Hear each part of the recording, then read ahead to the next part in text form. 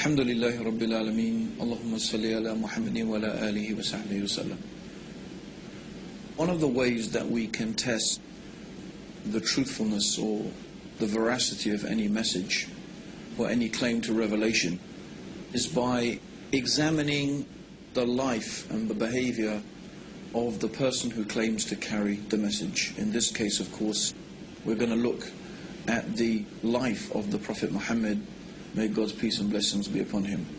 And we are going to look at the life of the Prophet Muhammad in an analytical sense, in a rational way. We want to ask ourselves or pose three simple questions, or three variant possibilities. The first possibility is that the Prophet Muhammad, or that any person in fact who claims to be a prophet, who claims to be receiving revelation from God, we can apply these possibilities to that individual. Or in fact, any individual who's making a claim about anything. The first possibility is that that individual is a liar. That individual knows that they are not receiving revelation from God, and they purposefully go out to deceive people concerning this issue. Now obviously such a character, such a personality would display various characteristics, and that there are certain things that would necessitate the effectiveness of such a deception. We'll examine those issues just in a minute. The second possibility is that the individual is not a liar. The individual sincerely and truly believes that they are receiving revelation from God, but they are deluded. They are perhaps suffering from some type of psychotic mental condition. Perhaps they are suffering some form of delusion, but the person sincerely and truly believes that they are a messenger from God. They are not lying, they are not deceiving, they actually truly believe it.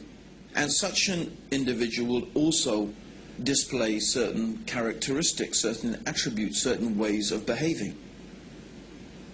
And the third possibility is, of course, that that individual is telling the truth. That individual actually is indeed receiving revelation from God. What we want to do is apply this analytical approach to the Prophet Muhammad. And we don't have time to examine in depth and in detail the whole life and the character of the Prophet Muhammad. So what we want to do today, very briefly, is begin by discussing what the opponents of Islam have said in their arguments about the Prophet Muhammad. Now, being opponents of Islam, of course, they are not prepared to accept the third alternative, that Muhammad, may God's peace and blessings be upon him, was a prophet. So they have to find some other explanation. They have to come to some other conclusion as to why Islam is the way it is. How did the information in the Quran come to be the way it is? How do we explain the behavior and the life and the teachings of Prophet Muhammad and the whole of Islam? Since they can't accept that he is a prophet of God, they must find an alternative explanation. Now, one of the oldest polemicists against Islam was a man called John of Damascus. John of Damascus was a monk who wrote some of the first actual written attacks against the Prophet Muhammad. Of course, in the life of Prophet Muhammad, he suffered many attacks and many insults and many abuses by the Quraysh. But this was the first constructed attack against the Prophet Muhammad, and even these writings exist today. And John of Damascus posited the argument that Muhammad had invented Islam. He was a liar. The whole thing was contrived, the whole thing was invented. And in order to explain the information in the Quran, John of Damascus said that the Prophet Muhammad learnt it from a Nestorian priest. The Nestorians are a sect of Christianity. And he claimed that all of this information was learnt from a Nestorian priest, and others have proposed the same type of idea, that he had someone from whom he was gathering all of this information, maybe some priest, maybe some rabbis, but anyway, this information must have come from some human source, someone who was well versed, someone who was knowledgeable in religious affairs, in legal affairs, and so on and so forth, who was feeding Muhammad this information, and that Muhammad invented this whole religion for his own personal gain. So this is one proposition. Now, some modern writers have taken that same approach, but they have tried to give the cloud, as we could say, a silver lining. They said, yes, Muhammad invented Islam, but his intentions were good.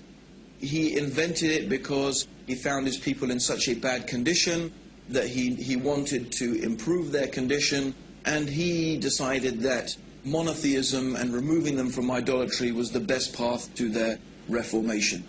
But it still leaves the question, from where did Muhammad get this information from that we find contained in the Quran and in the teachings of the Prophet Muhammad?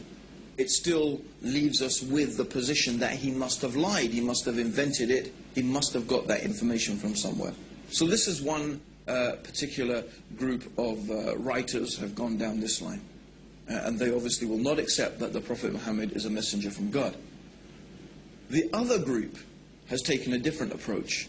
They examined the life of Prophet Muhammad, and they said that, well, everything we can see about this man, from his character, from his personality, from the way that he behaved, from his personal characteristics that he displayed to his wives, to his companions, and so on and so forth, shows that this man genuinely believed that he was a messenger of God, because he did not behave in the manner and with the characteristics of a liar.